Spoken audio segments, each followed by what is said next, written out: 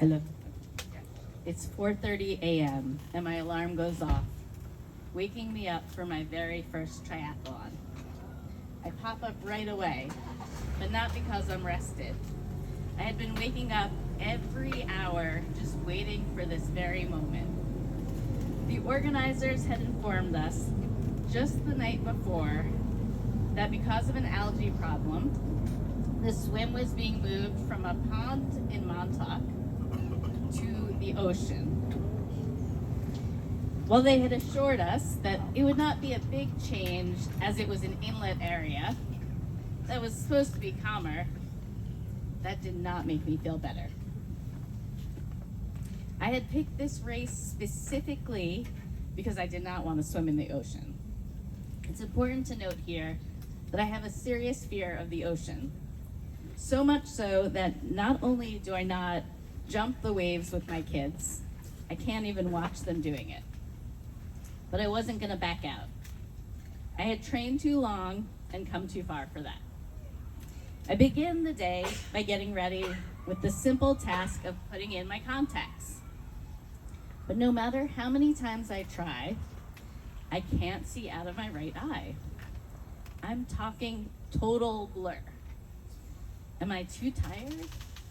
Is my fear of the ocean causing temporary blindness? Am I manifesting this problem as a way to get out of the race?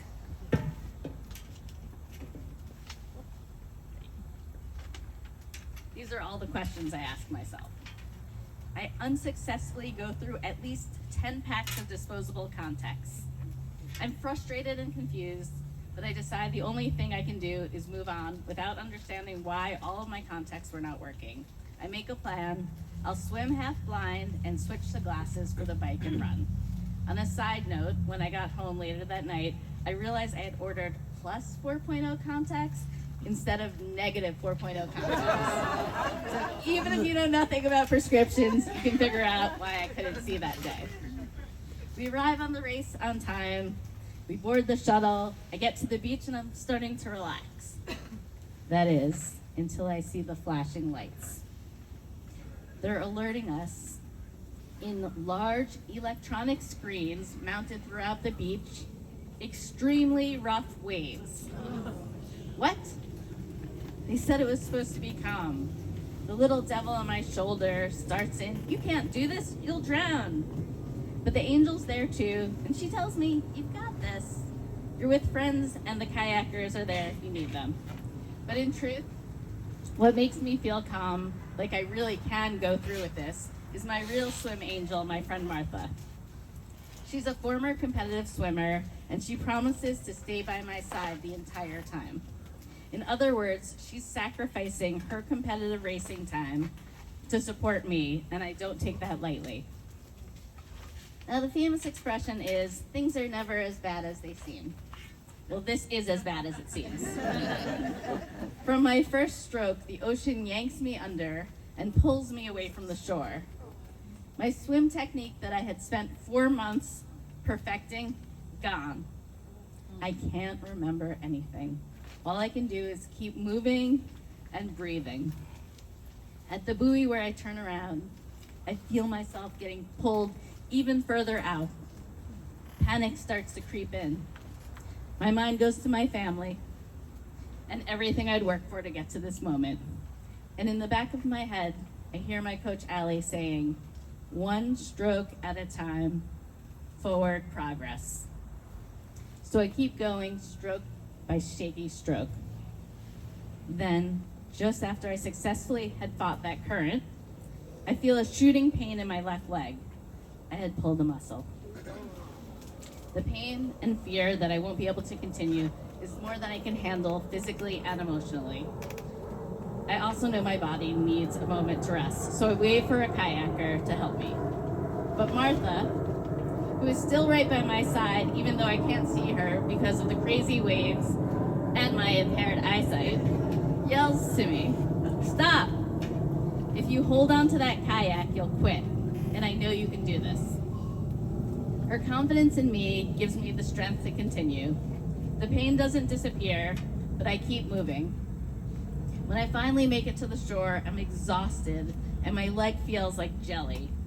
So when I attempt to stand, I promptly fall down on the very slippery rocks. A volunteer pulls me up and I limp towards the transition area and my bike. Later on, my teammates, who are all seasoned triathletes, tell me this was one of the roughest swims that they had ever experienced. At the transition area, I ask a stranger to help me with the very intimate task of pulling off my wetsuit, as I did not have the strength to do it on my own. But then with my vision restored with my glasses, I figure the next leg is just the bike ride, my favorite part, and this will be much smoother. Unfortunately, that is not the case. My leg throbs from the pulled muscle, making each pedal a fresh wave of pain. And if that isn't enough to deal with, I have to dodge an absurd number of dead deer along the roadside. It is mating season, apparently causing them to run frantically towards each other and straight into the passing cars. That is not exactly the inspiring scenery I'd hoped for. But I push on slow and steady. I'm energized partly because there is one woman behind me, and I feel if I give up, she will be all alone. And also because of the cheers and encouragement from my teammates who zoom by me past going the other way. I finally reach the end of the bike ride, feeling like I've survived the hardest part. Just a 5K now, I think. I can walk it, no problem. But as soon as I dismount, my leg completely gives out and I collapse with the bike crashing on top of me. I see my parents' faces turn from relief that I had finally arrived as one of the last bikers to come in to horror as they watch me fall. Once again, I'm helped by a race volunteer who rushes over, picks up the bike off of me, and helps me limp to the transition area. At this moment, the temptation to quit is stronger than ever. But then I hear my husband and my kids cheer me on through FaceTime on my mom's phone, and I think, I can do this. Slowly, I hobble along. My leg starts to loosen up, and I alternate between walking and slowly jogging. Then I see my friend Rhonda in the distance. When I finally catch up to her, she shares that, like me, the ocean had taken a toll on her, and now she is struggling with the run. At that moment, something shifts. I stop focusing on my pain, and I start thinking about helping her. We laugh, we curse, and we support each other the rest of the way to the finish line. And when we cross it, we do it together with my parents and our teammates cheering us on. Thank you. That race taught me something profound. People say these events are about mental toughness, and sure, that's part of it. But it's really more about learning to accept help when you need it and offering help when you can. That's where the real strength comes from. Support, whether from family, friends, or even strangers, makes you powerful. It makes you capable of things you didn't think you can do. By the time I get in the car, I'm already thinking about my next race.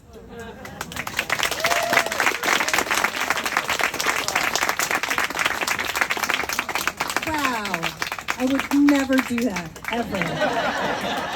But that sounds amazing.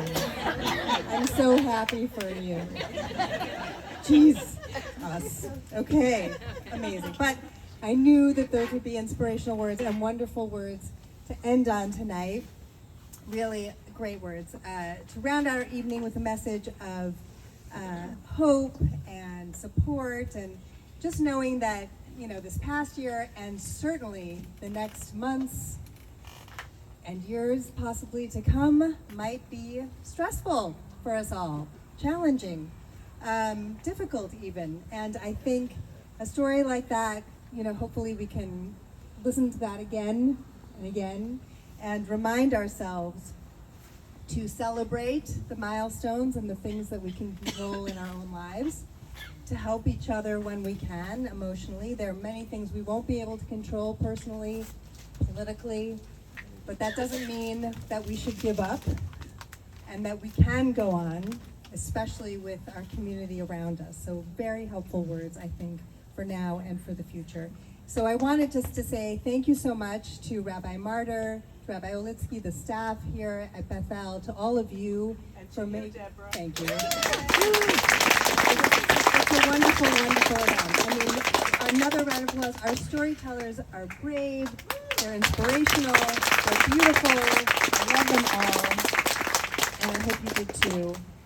Thank you so much for coming out here tonight. I hope to see you again next year as well. Thank you.